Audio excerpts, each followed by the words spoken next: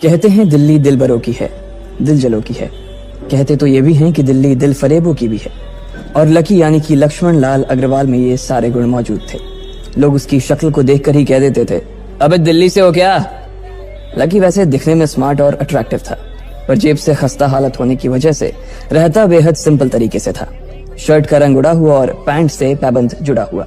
कहने को तो उसकी उम्र के लड़के दिल्ली की सड़कों पर रात को मोटर बाइक दौड़ाते थे, लेकिन लकी उर्फ लक्ष्मण लाल अग्रवाल सिर्फ कमरे से कॉलेज में पढ़ाई और गर्लफ्रेंड डिंपल के साथ थोड़ा वक्त बिताना, फिर कॉलेज से दुकान, दुकान से जब होम डिलीवरी आए तो वहां, और फिर घर चला जाता था। हाँ, कभी कभी जब वो किसी लड़के को खाली सड़क पर मोटर बाइक दंदनाते हुए देखता तो कहता, एक दिन अपना टाइम भी आएगा जब मैं चश्मा लगाकर बैठूंगा और पीछे डिंपल को बैठाऊंगा। देखना, जब वो मेरी कमर में अपना हाथ कसेगी और मैं तेजी से मोटरसाइकिल को इंडिया गेट के आसपास दौड़ाऊंगा, तो सारे दिल्ली का दिल हम दोनों को देखकर जलेगा। दुकान में रखा हुआ बर्नॉल भी काम नहीं आएगा। लकी ने कहा और अपने हाथ में बर्नॉल की क्रीम को दबा दिया। जैसे ही उसने क्रीम को दबाया, उसका क्रीम बाहर आ गई। अबे गधे, क्या कर रहा है? वो कोई स्पंज की गेंद है क्या जो उसे दबा रहा है? दुकान के मालिक ने उससे फटकारते हुए कहा और उसके सर पर एक चपत लगा दी। Sorry sir. लकी ने अपना सिर बचाते हुए कहा। वो खरौल बाग में स्थित एक छोटी सी मेडिकल स्टोर पर काम करता था। उसकी दुकान का नाम था चमन मेडिकल स्टोर और उसके ओनर का नाम था चमन लाल। लकी पिछले 5 साल से इन्हीं की दुकान पर काम कर रहा था। यहाँ इस छोटी सी शॉप पर काम करना उसकी मजबूरी थी। लाइफ में कंगाली की वजह से उसे कॉलेज में पढ़ाई पूरी करने के लिए पार्ट टाइम जॉब करना था। उसने कई अच्छी जगह अच्छी तनख्वाह की नौकरी ढूंढी पर नहीं मिली और वो इस मेडिकल स्टोर पर ही अटक गया। गधे, अब इसके पैसे क्या तेरा बाप भरेगा? कटेगा। इसका पैसा भी तेरी तनख्वाह से कटेगा और एमआरपी से डबल रेट में कटेगा। चमन ने अपने दांतों को किचमिचाते हुए कहा। गुस्से की वजह से उसकी नाक फूल गई थी और लकी की सांसें। उसने घबराते हुए ओनर से पूछा, एमआरपी से डबल क्यों सर जी? ताकि अगली बार से ऐसी कोई हरकत करने से पहले तू डबल बार सोचे, चमन ने कहा और उसके हाथ से ट्यूब छीन ली। उसका जी तो चाह रहा था कि वो लकी की खोपड़ी पर एक और बार अपना हाथ साफ कर ले, लेकिन उससे पहले ही दुकान का फोन बजने लगा। फोन की घंटी बजते ही लकी को वहां से निकलने का मौका मिल गया और वो भागते हुए फोन उठाने के लिए चला गया। हेलो जी, करोल बाग के बेस्ट मेडिकल चमन मेडिकल स्टोर से बोल रहा हूँ, बताइए क्या काम था? ये लकी की पेटेंट लाइन थी। चाहे कहीं से भी फोन आए, लेकिन उसे फोन पर बस यही बोलना था। जैसे ही इधर लकी ने अपनी बात कही, उधर से जवाब आया, मैं अप्रूविंग नाइट होटल के कमरा नंबर 303 से बात कर रहा हूँ। एक छोटा सा ऑर्डर है, नोट करो और जल्दी से होटल पर डिलीवर करवा दो। वो एक लड़के की आवाज थी। उसकी आवाज में काफी भारीपन और एक अजीब सी जल्दबाजी थी। जैसे ही लकी ने वो आवाज सुनी, पता नहीं क्यों उसे वो आवाज जानी पहचानी सी लगी। जी सर, बताइए आपका क्या ऑर्डर है? हाँ तो लिखो, हार्ट प्ले के 2 पैकेट और 1 पैकेट टिश्यू। लकी, जो कि अपना पेन लेकर खड़ा था, हार्ट प्ले का नाम सुनते ही झिझक गया। असल में हार्ट प्ले नाम का एक कंडोम आता था और इसलिए उसका नाम सुनते ही लकी शर्मा गया था। इतने साल से भी मेडिकल की स्टोर पर काम करने के बाद उसे इन चीजों का नाम सुनने में शर्म आती थी। हेलो भाई, लिखा कि नहीं लिखा? उस आदमी ने फिर से लकी से पूछा। जी सर, लिख लिया सर, लिख लिया। लकी ने खिसियाकर हंसते हुए कहा। लिख लिया तो फिर लेकर निकल, उस लड़के ने कहा। उसकी आवाज सुनकर ना जाने ऐसा क्यों लग रहा था कि वो बहुत बड़ा आदमी था। जी सर, मैं सर, लेकिन सर बाहर तो बारिश हो रही है, लकी ने कहा। उसने देखा कि बाहर बहुत तेज बारिश हो रही थी।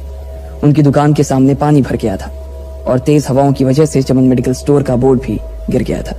लकी को लग रहा था कि वो इतनी तेज बारिश में अभी एकदम से तो नहीं निकल पाएगा, तो उसने उस लड़के को समझाते हुए कहा, सर मैं ऑर्डर तो ले आऊंगा पर थोड़ा टाइम लग जाएगा, बारिश थोड़ी थम जाए आप। इससे पहले कि वो कुछ आगे बोल पाता, फोन पर लड़का बोल पड़ा, तुम्हारे मालिक को पता है कि तुम मल्होत्रा जी के लड़के को मना कर रहे हो? हाँ पता है, बारिश हो रही है, इसलिए सारा सामान अच्छे से थैली में पैक करके लाना और लेट नहीं होना चाहिए, समझे? उस लड़के ने कहा और इससे पहले कि लकी आगे कुछ कह पाता, उसने फोन काट दिया। उधर से लकी के दुकान का ओनर उसे घूर कर देखा जा रहा था। लकी के हाथ में पेन और पेपर देखकर ही वो समझ गया था कि उसके पास कोई ऑर्डर आया था। आज वैसे भी इतनी बरसात होने की वजह से सुबह से इक्का दुक्का ग्राहक ही दुकान पर आए थे। ऐसे में उसकी दुकान का मालिक एक भी ऑर्डर को छोड़ना नहीं चाहता था। वो लकी को देख रहा था और लकी बारिश की ओर देख रहा था। बारिश का बहाना नहीं चलेगा, जाना पड़ेगा, चमन लाल ने कहा।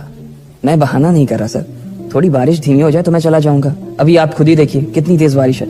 वो पता नहीं कोई मिस्टर मल्होत्रा का कोई बेटा कुछ ज्यादा ही जल्दी में था, मैं साइकिल से तो पहुंच नहीं पाऊंगा इतनी जल्दी। लकी ने उनकी ओर देखते हुए कहा। क्या कहा? मिस्टर मल्होत्रा जी का बेटा? तू मेरी दुकान बंद करवाएगा क्या? अभी क्या भी निकल उनका ऑर्डर लेके। वो हमारे बहुत पुराने कस्टमर है, चमन ने कहा। पर लकी ने कहा ही था कि चमन बोला, पर कुछ नहीं, तू मेरी मोटरसाइकिल ले जा।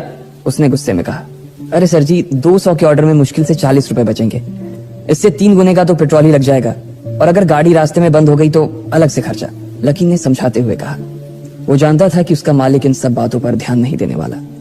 चमन लाल बोला, कोई बात नहीं, तू जा, चाहे जो हो जाए, ग्राहक नाराज नहीं होना चाहिए, और वैसे भी वो मल्होत्रा जी का बेटा है। चमन लाल ने मोटरसाइकिल की चाबी लकी की ओर उछालते हुए कहा। लकी ने चाबी ली। उसे देखकर उसके अंदर मिक्स फीलिंग आ गई। एक तो वो बहुत खुश हुआ कि बड़े दिनों बाद बाइक चलाने को मिलेगी, पर वहीं दूसरी तरफ दुखी इसलिए हुआ कि बाइक मिली भी तो ऐसी तेज बारिश में, अगर खराब हो गई तो इसकी चपत भी उसके सिर पर ही पड़ेगी। वो मुंह लटकाकर रेनकोट और हेलमेट पहनते हुए वहां से निकल गया। बाहर आकर बाइक को देखा तो लकी ने मन में सोचा, चलो ठीक है, जो होगा देखा जाएगा, कम से कम बाइक तो चलाने को मिल रही है। दरअसल लकी इतने साल काम करने के बाद भी अपने लिए एक मोटरसाइकिल नहीं ले पाया था। लकी की तनख्वाह ही इतनी भर थी कि सिर्फ उसके कमरे का किराया, उसकी साइकिल में डालने वाली हवा का खर्च, बिजली पानी का बिल और डिम्पल के साथ महीने में 1-2 बार बाहर खाने का खर्चा ही निकल पाता था। उसे डिम्पल की कही बात अक्सर याद आती थी, लकी, अगर अगले 2 महीने में तूने बाइक नहीं खरीदी ना तो मैं तेरे से ब्रेकअप कर लूंगी, देखना। असल में डिम्पल को लकी के साथ बाइक पर घूमने की बड़ी तमन्ना थी। लकी की इस उजाड़ जिंदगी में एक वही तो थी जिसके लिए जिंदा रहने को उसका जी चाहता था। जब भी वो उससे बाइक की बात करती तो लकी डिम्पल की इस बात को हंसकर टाल देता था। वो अपने मन में इस बात को अच्छे से जानता था कि डिम्पल उससे बहुत प्यार करती थी और वो उससे कभी छोड़कर नहीं जा सकती थी। वो दोनों एक दूसरे में ऐसे घुले मिले थे जैसे बादल बरसात में घुल जाती है। लकी को डिम्पल बहुत पसंद थी और वो उसके लिए दुनिया जहां की खुशियां खरीद कर ला देना चाहता था। वो चाहता था कि एक दिन वो डिम्पल को प्लेन में बैठाए, लेकिन उसके ये सब ख्वाब इस कम तनख्वाह की नौकरी की वजह से कभी पूरे नहीं होने वाले थे। पर आज उसके पास एक मौका था। वो डिम्पल को अपने साथ इस बारिश में राजपथ घुमाना चाहता था। वो उसे दिल्ली दिखाना चाहता था। चमन लाल को देने के लिए उसने पहले से ही बहाना सोच रखा था। बस जल्दी से वो ये डिलीवरी देकर सीधे डिम्पल के पास ही जाने वाला था। उसने होटल ब्लूमिंग नाइट के बाहर मोटर बाइक पार्क की और सीधे होटल के अंदर चला गया। लकी ने रिसेप्शन पर पहुंचकर नमस्ते करते हुए रिसेप्शनिस्ट को बोला, जी मैं चमन मेडिकल स्टोर से आया हूँ, रूम नंबर 303 का ऑर्डर था सर। रिसेप्शन पर खड़ा आदमी उसके हाथ में काली थैली को देखकर समझ गया था कि उसमें क्या था और वो मंद ही मंद मुस्कुराते हुए बोला, 3rd फ्लोर पर है, लिफ्ट से चले जाओ, रेनकोट यहीं उतार देना। जैसा उस आदमी ने कहा लकी ने ठीक वैसा ही किया और लिफ्ट में चढ़ने के कुछ ही देर बाद वो 3रे माले पर पहुंच गया था। वो रूम नंबर 303 के बाहर पहुंचा और उसने डोरबेल बजाई। जैसे ही दरवाजा खुला लकी ने थैली आगे बढ़ाते हुए कहा, नमस्ते, मैं चमन मेडिकल स्टोर से लकी, आपका। इससे पहले कि लकी आगे कुछ कह पाता उसकी आंखें फटी की फटी रह गई थी। उसने अपने सामने जो देखा उसके बाद उसे ऐसा लगा कि बंद छत के नीचे भी उसके ऊपर आसमान से आकर एक जोरदार बिजली गिर गई थी। उसके सामने एक लड़की खड़ी थी। वो लड़की और कोई नहीं बल्कि उसकी गर्लफ्रेंड डिम्पल ही थी। उसने एक पर्पल कलर का नाइट गाउन पहन रखा था। उसके काले घने बाल गीले थे और उसने उन्हें अपने कंधे पर फैला रखा था। उसकी खुशबू से ही ये चीज साफ पता चल रही थी कि वो अभी अभी नहा कर आई थी। डिम्पल, तुम यहाँ क्या कर रही हो? लकी को अपनी आंखों पर विश्वास ही नहीं हो रहा था। उसने 2 बार अपनी पलकें झपका कर देखा, लेकिन दोनों बार ही उसे अपने सामने डिम्पल ही नजर आई। तुम यहाँ क्या मेरा पीछा करते हुए आए हो लकी? डिम्पल ने उल्टा उसी के ऊपर पलटवार करते हुए कहा। लकी को देखकर उसके दिल की धड़कन भी तेज हो गई थी। उसे उम्मीद नहीं थी कि लकी यहाँ आ जाएगा। उसने ना तो सुबह से उसे फोन किया था और ना ही उसके मैसेज का कोई जवाब दिया था। वो अपने मन में सोचकर बैठी थी कि वो अगले दिन खुद ही उससे मिलकर बोल देगी कि उसकी तबीयत खराब थी। डिम्पल बेबी, क्या हो गया? किससे बात कर रही हो? अचानक से एक गबरू जवान सा लड़का दरवाजे के पास आकर खड़ा हो गया था। उसने बनियान पहन रखी थी। लकी उसे पहचान गया था। साले राहुल के बच्चे, तेरी हिम्मत कैसे हुई मेरी डिम्पल को हाथ लगाने की? लकी ने जैसे ही राहुल को देखा उसके तन बदन में मानो आग सी लग गई थी। वो उसे इस वक्त इतना बुरा मारना चाहता था, इतना बुरा पीटना चाहता था जिसकी कोई हद सीमा नहीं थी। लकी जिस कॉलेज में पढ़ता था राहुल और डिम्पल भी उसी में पढ़ते थे और वो कॉलेज राहुल के फादर का ही था। डिम्पल ने राहुल के पिता की एक कंपनी में जॉब पकड़ ली थी और राहुल उस पर बहुत लाइन मारता था। लकी ने 1-2 बार डिम्पल को उससे दूर रहने के लिए भी कहा, लेकिन डिम्पल ने उसे ये कहकर टाल दिया था कि वो सिर्फ अच्छे दोस्त थे। आज भी इससे पहले कि वो आगे बढ़ता डिम्पल उन दोनों के बीच आ गई। रुक जाओ, डिम्पल ने गुस्से में कहा और लकी के सीने पर हाथ रखकर उसे रोक दिया। लकी लंबी सांसें ले रहा था और कुछ ही सांसों के बाद उसका गुस्सा शांत हो गया। अब डिम्पल के पास भी छुपाने के लिए कुछ नहीं था, इसलिए उसने लकी से कहा, लकी, आज से तुम्हारा और मेरा ब्रेकअप। ब्रेकअप? लकी के पैरों के नीचे से जमीन खिसक गई थी। उसकी आंखें नम हो गई। लकी को उसकी बातों पर विश्वास नहीं हो रहा था। उसने डिम्पल की ओर देखा और बोला, डिम्पल, हम पिछले 1 साल से एक दूसरे के साथ हैं और तुम हो कि मुझसे ब्रेकअप करना चाहती हो? अरे मैं तो तुम्हारे लिए नई बाइक लेने वाला था। चल रहने दे, आज ही याद आई है तुझे बाइक की। अरे तेरे पास मुझे बाहर घुमाने के लिए, खिलाने पिलाने के लिए पैसे तो है नहीं, तू कहां से लेगा बाइक? और अगर ले भी लेगा तो उसमें पेट्रोल कहां से डलवाएगा? तेरी 8,000 रुपए महीने की नौकरी, उसमें होगा ये सब? लोग हंसते हैं मेरे ऊपर जब मैं सरोजनी में तेरे साथ घूमती हूँ। मैं ऐसी लाइफ नहीं जीना चाहती लकी, मैं तेरी तरह गरीब नहीं रहना चाहती। तूने मुझे फंसाया था, उल्लू बनाया था तूने मुझे, इसलिए मैंने राहुल से मैचअप कर लिया है। आज से यही मेरा बॉयफ्रेंड है, डिम्पल ने गुस्से में कहा।